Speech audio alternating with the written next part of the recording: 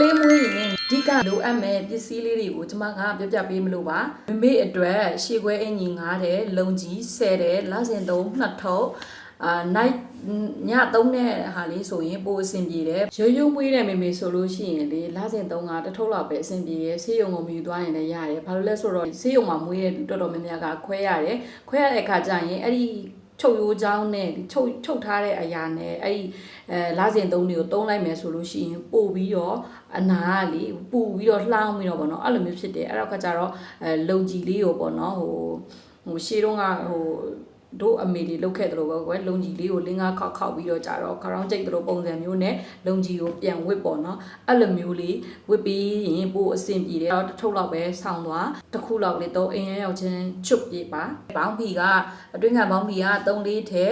နို့တိုက်ဘော်လီက2ထဲ3ထဲသွားလိုက်စီးသွားလိုက်တန်းအဝိရှော့ brush 2ခုအဝိရှော့ brush ကကြတော့ကလေးဤဝေလျှော်တဲ့ဟာတစ်ခုအဝတ်စားလျှော်တဲ့ဟာတစ်ခုပေါ့နော်မျက်နှာတော့ကိုတုပ်ပေါ်ဝါဘိုက်စီwhat tissue အနံ့မပါအရက်ပြန်မပါတဲ့ဟာ3ထုပ်ရင်နွေးအိုရင်နွေးလှောင်ဘူးပကံ3-4ချက်ထမင်းကြိုင်ဆိုတာပေါ့နော်ဟိုတကယ်လို့ဆေးရုံတက်ရတဲ့အခါမှာ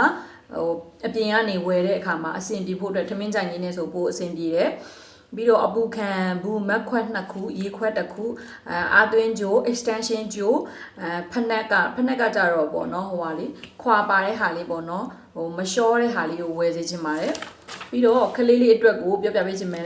ခလေးလေးအတွက်ကကြတော့မွေးကင်းစားဝစ်တဲ့ဝစ်စုံလေးက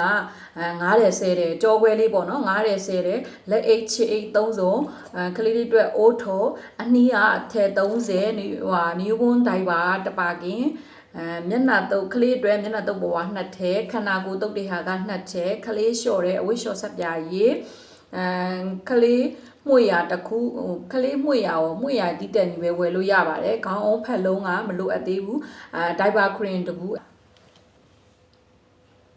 ချင်းထောင်လေးလဲလိုအပ်မယ်ချင်းထောင်ကကြတော့ဂိုင်းချင်းထောင်တစ်လုံးနဲ့ဟိုကျိုးနဲ့ထောင်လို့ရတဲ့ချင်းထောင်လေးတစ်လုံးလိုအပ်မယ်ခလေးနိုးတိုက်တဲ့အခါမှာအဆင်ပြေစေမဲ့ခေါင်းအောင်တစ်လုံးကအပူထည့်သွားပါ